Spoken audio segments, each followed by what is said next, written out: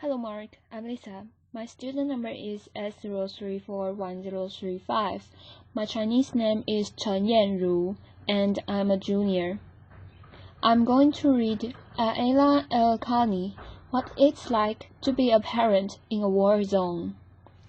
Worldwide, over 1.5 billion people experience armed conflict. In response, people are forced to flee their country, leaving over 15 million refugees.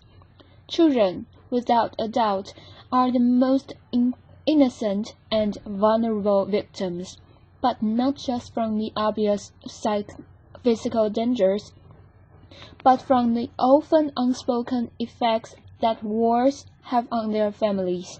The experiences of war leave children at a real high risk for the development of emotional and behavioral problems.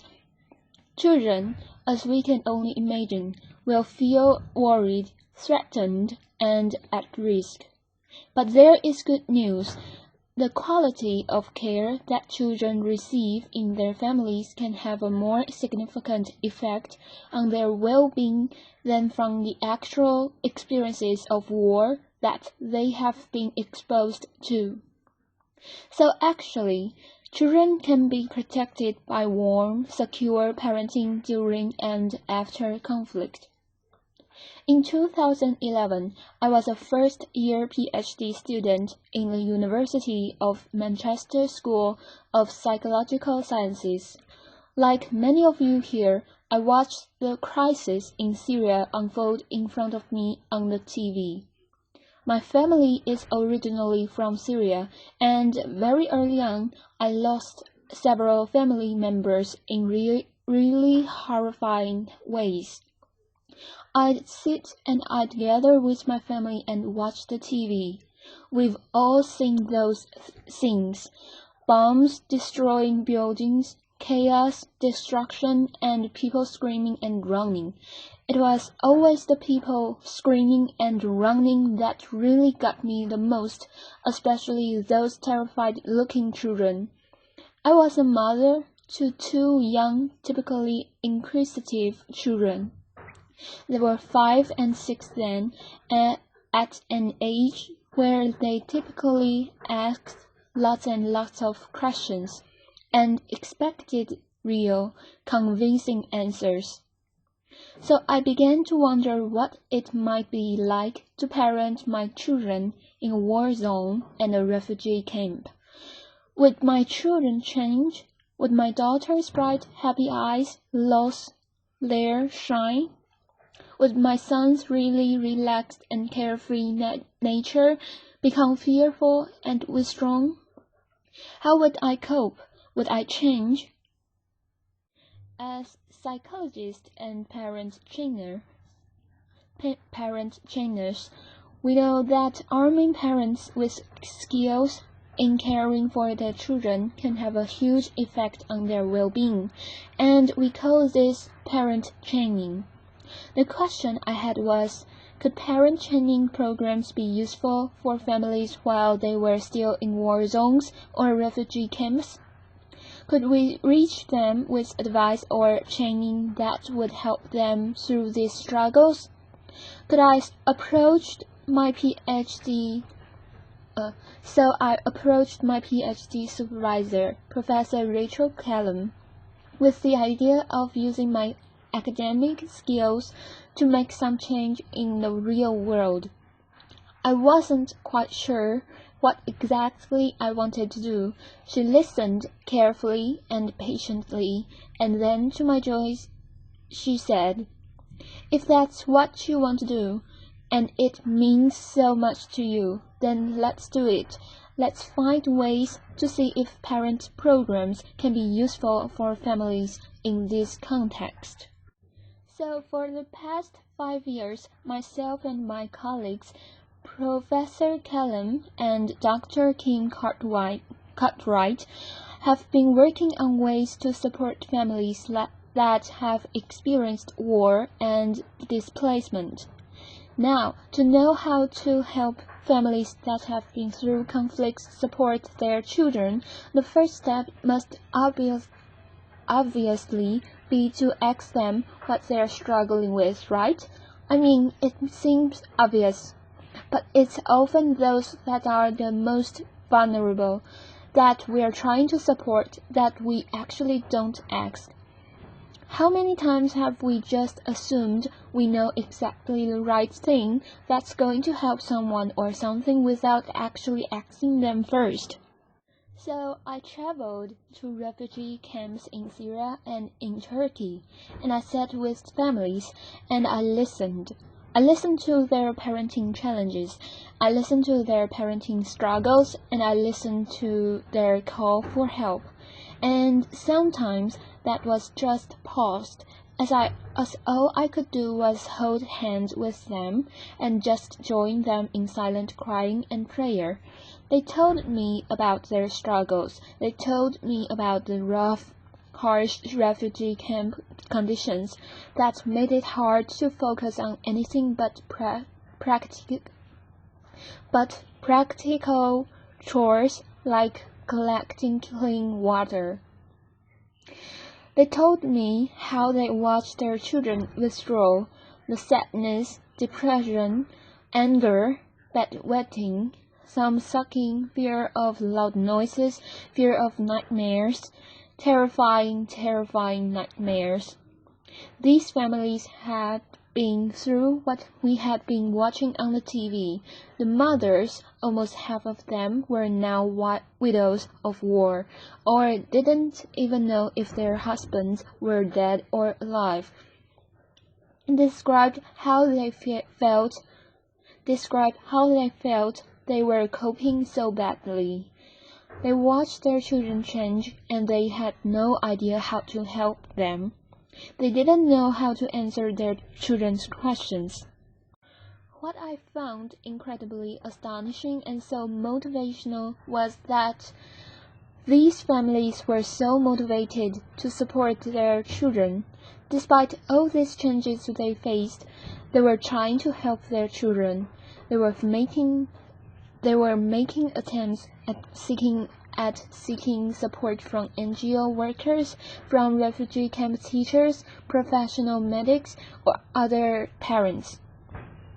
One mother I met had only been in a camp for 4 days and had already made 2 attempts at seeking support for her 8-year-old daughter, who was having terrifying nightmares. But sadly, these attempts are almost always useless. Refugee camp doctors, when available, are almost always too busy or don't have the knowledge or the time for basic parenting support. Refugee camp teachers and other parents are just like them, part of a new refugee community who's struggling with new needs. So then we began to think, how could we help these families? The families were struggling with things much bigger than they could cope with. The Syrian crisis made it clear how incredibly impossible it would be to reach families on an individual level. How else could we help them? How would we reach families at a population level and low costs in these terrifying times? After hours of speaking to NGO workers, one suggested a fantastic, innovative idea of distributing parenting information leaflets via bread wrappers that were being delivered to families in a conflict zone in Syria by humanitarian workers. So that's what we did. The bread wrappers haven't changed at all in their appearance, except for the addition of 2 pieces of paper. One was a parenting information leaflet that had basic advice and information that normalized to the parent what they might be experiencing and what their child might be experiencing, and information on how they could support themselves and their children, such as information like spending time talking to your child, showing them more affection, being more patient with your child, talking to your children. The other piece of paper was a feedback questionnaire, and of course there was a pen. So, is this simply leaflet distribution, or is this actually a possible means of delivering psychological first aid that provides warm, secure, loving parenting? We managed to distribute 3,000 of these in just 1 week.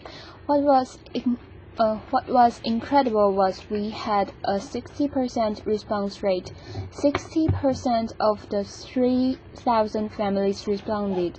I don't know how many researchers we have here today, but that kind of response rate is fantastic. To have that in Manchester would be a huge achievement, let alone in a conflict zone in Syria, really highlighting how important this kind of messages were to families.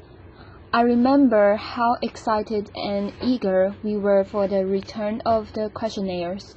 The families had left hundreds of messages, most incredibly positive and encouraging. But my favorite has got to be, "Thank you for not forgetting about us and our children." This really illustrates the potential means of the delivery of psychological first aid to families, and the return of feedback too. Just imagine replicating this using other means such as baby milk distribution, or female hygiene kits, or even food baskets. But let's bring this closer to home, because the refugee crisis is one that is having an effect on every single one of us. We are bombarded with images daily of statistics and of photos, and that's not surprising, because by last month, over 1 million refugees had reached Europe. 1 million. Refugees are joining our communities. They are becoming our neighbors. Their children are attending our children's schools. So we've adapted the leaflet to meet the needs of European refugees. And we have them online, open access, in areas with a really high refugee influx.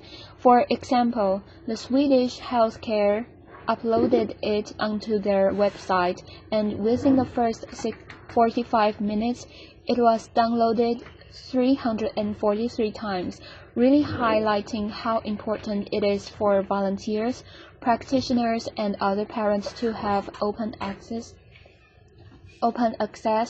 psychological first aid messages. In 2013, I was sitting on the cold, hard floor of a refugee camp tent with mothers sitting around me as I was conducting a focus group. Across from me stood an elderly lady with what seems to be a 13-year-old girl lying beside her, with her head on the elderly lady's knees. The girl stayed quiet throughout the focus group, not talking at all, with her knees curled up against her chest. Towards the end of the focus group, and as I was thanking the mothers for their time, the elderly lady looked at me while pointing at the young girl, and said to me, "Can you help us with?" Not quite sure what she expected me to do. I looked at the young girl and smiled, and in Arabic I said, Salam alaikum, she ismak. What's your name? She looked at me really confused and unengaged, but then said Halul. Halul is the pet name for the Arabic female name, Hala, and is only really used to refer to really young girls. At that point, I realized that actually Hala was probably much older than 13. It turns out Hala was a 25-year-old mother to 3 young children. Hala had been a confident, bright, bubbly, loving, caring mother to her children, but the war had changed all of that. She had lived through bombs being dropped in their She had lived through bombs being dropped in her town. She had lived through explosions. When fighter jets were flying around their building, dropping bombs, her children would be screaming, terrified from the noise. Aala would frantically grab pillows and cover her children's ears to block out the noise, all the while screaming herself. When they reached the refugee camp and she knew they were finally in some kind of safety, she completely withdrew to acting like her old childhood self. She completely rejected her family, her children, her husband. Aala simply could no longer cope. This is a parenting struggle with a really tough ending, but sadly, it's not uncommon. Those who experience armed conflicts and displacement will face serious emotional struggles, and that's something we can all relate to. If you have been through a devastating time in your life, if you have lost someone or something you really care about, how would you continue to cope? Could you still be able to care for yourself and for your family?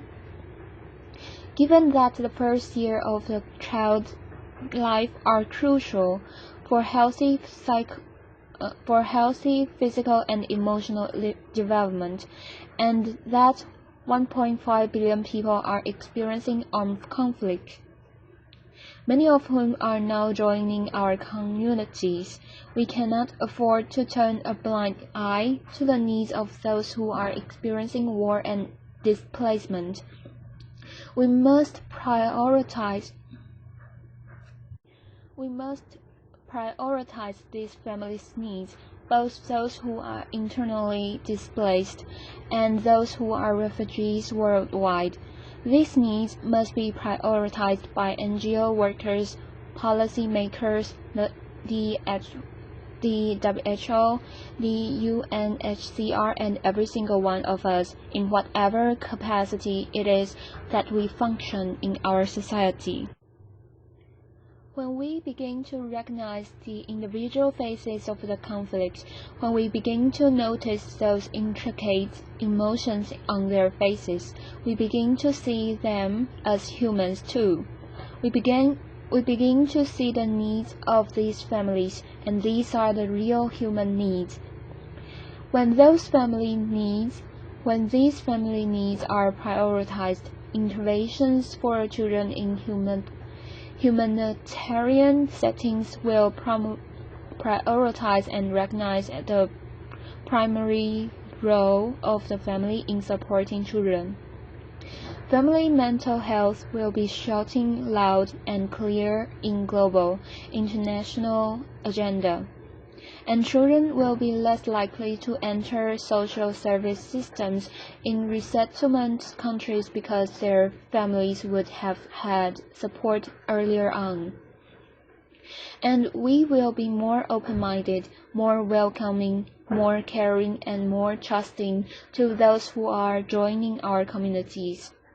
We need to stop wars. We need to build a world where children can dream of planes, dropping gifts, and not bombs. Until we stop armed conflicts raging throughout the world, families will continue to be displaced, leaving children vulnerable.